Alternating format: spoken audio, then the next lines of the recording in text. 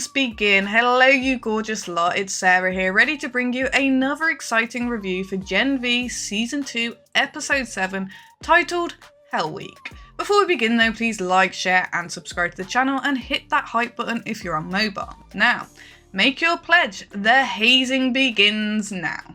In the last episode, we were reunited with Stan Edgar, the former head of Vought, and Zoe Newman and daughter of Victoria Newman, who was ripped apart by Butcher.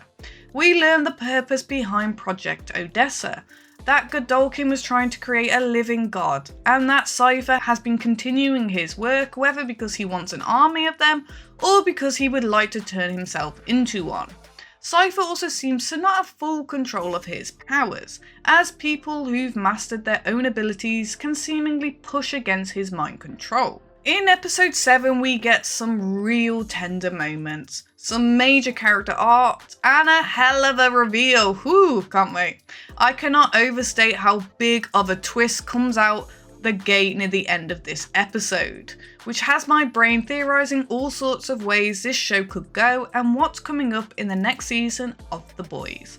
One thing I'd like to point out is how fantastic the actors involved are. They really feel like a group of college kids who have become friends and formed a tight bond with one another. But most of all, Sean Patrick Thomas as Polarity really gets to shine in this episode. Okay, spoilers are inbound, skip to the timestamp on the screen to avoid any. I'm very excited, let's get ready and let's get on with it. Right, the episode kicks off with Annabeth having a prophetic nightmare about her sister Marie, that she is in grave danger. She wakes up Jordan and Emma and the rest to try and find her. We cut to Marie and Kate, who are planning to break into Cypher's house and basically kidnap Godolkin. Emma shrinks down and rides along in Sam's pocket as he's able to jump super far like the Hulk and can get to Marie much faster than Jordan and Annabeth can drive. The two have a real conversation on the drive, Annabeth admitting that she's terrified of her powers, but Jordan says that's only because she's never been around any other supers herself, and really has only had bad experience with past events. We cut back to Cypher's house and there's not a single guard in sight. The two are just able to walk straight in. Even the vault door is left open for them. Hopefully not a trap. Using her powers, Marie is able to detect a single heartbeat, very weak, which must be Godolkin, right? Nope, it's Polarity.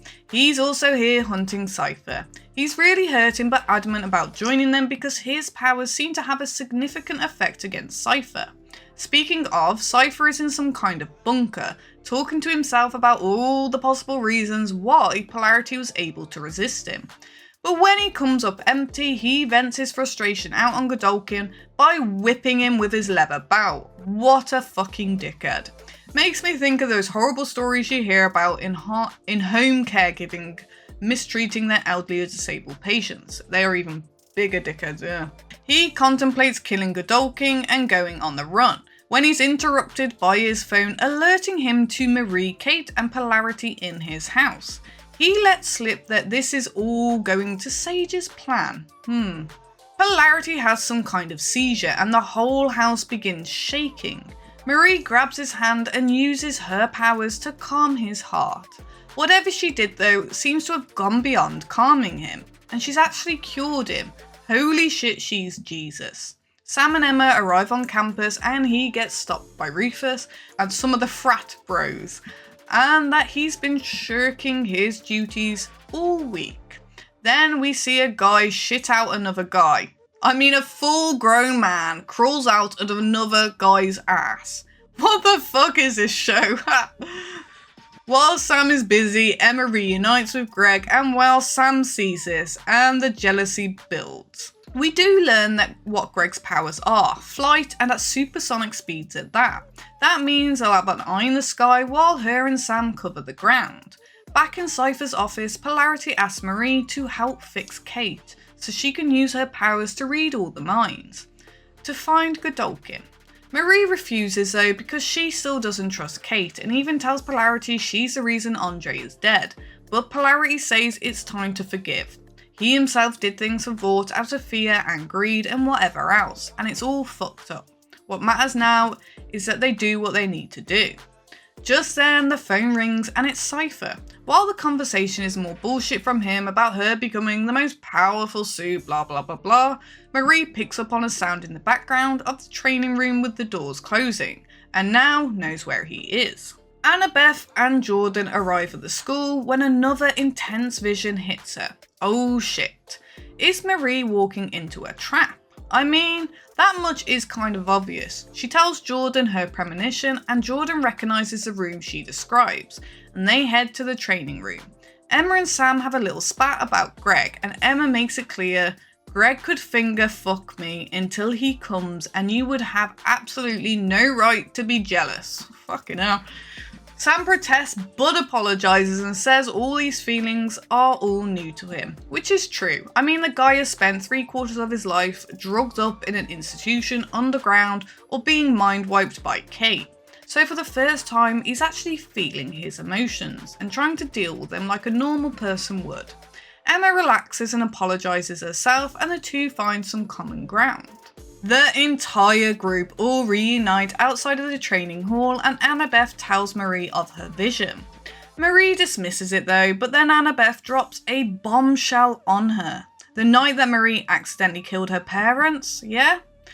Well, Annabeth had visions of that beforehand, and the whole reason she kept her distance and hid her powers her whole life was because she didn't blame Marie for what happened.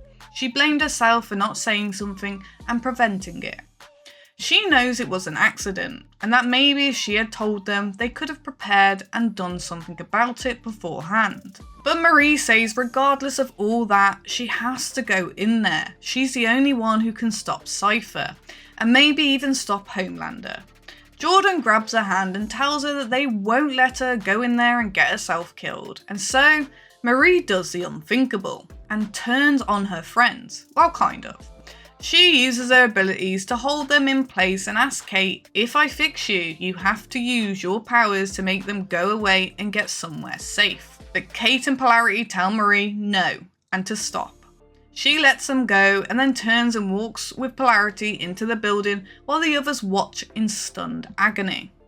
Polarity comes out swinging, using his powers to throw all sorts of shit around the room at Cypher, but he just takes the hits and keeps on smiling that fucking grin. Marie meanwhile makes her way to the basement to retrieve Godolkin. You don't really think you're going to be able to stop me? Well, just then all the others rush in to back up Polarity. Ba-ba-ba-ba-bam! Round 1 fight. As Cypher gloats and talks about knowing Polarity's abilities, including how he stopped him from taking control, he remarks that he's able to get in and out of everyone's head faster than Polarity can react, and he proves this by having Sam attack him first, then Jordan, and so on and so forth. Underground, Marie finds Godolkin and tells him she'll heal him in exchange for help against Cypher. I feel like this was Sage's plan all along, to have Marie push to the point of healing the scientist for whatever she is planning next, and if Cypher dies, he dies. Well, she pulls it off because Godolkin is no longer a burnt man, but looks just like he did back in 1960. Ooh. Okay, prepare yourself because it's time for the plot twist. And this really was a fucking surprise, okay? So you know how throughout the season Cypher said he couldn't feel any pain? Well, now that Godolkin is healed, suddenly Cypher feels everything. He's also a whimpering little nothing. What I mean is, there was a reason Marie didn't sense any V in his blood, and that's because he was just a puppet. Godolkin is the one with the mind control powers. He was just using Cypher as a kind of Cypher. His real name is actually Doug, and he has a cat named Buster, and he used to work at fucking Blockbuster. Oh my god. Now that is how you do a reveal. Take note, James Gunn. Curiously, Godolkin lets Kate, Annabeth, Marie and Emma go, along with the rest of the others. Instead, he walks the campus and starts killing low-level supers. Young at Heart begins to play, and the credits roll. And that wraps it up. Now that was an incredible episode. It started off pretty by the numbers, Marie acting reckless and letting her ego take her for a ride, but Then one bombshell after another. Absolutely incredible. That being said, again, we're still going to hold off for any ranking until the season final, but it has consistently gotten better with each episode, so definitely check it out.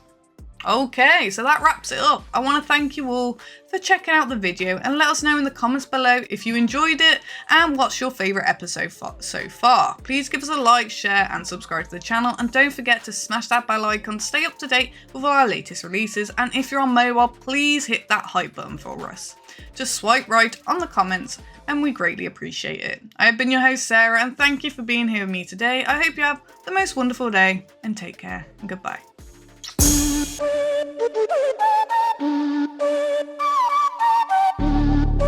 Thank you.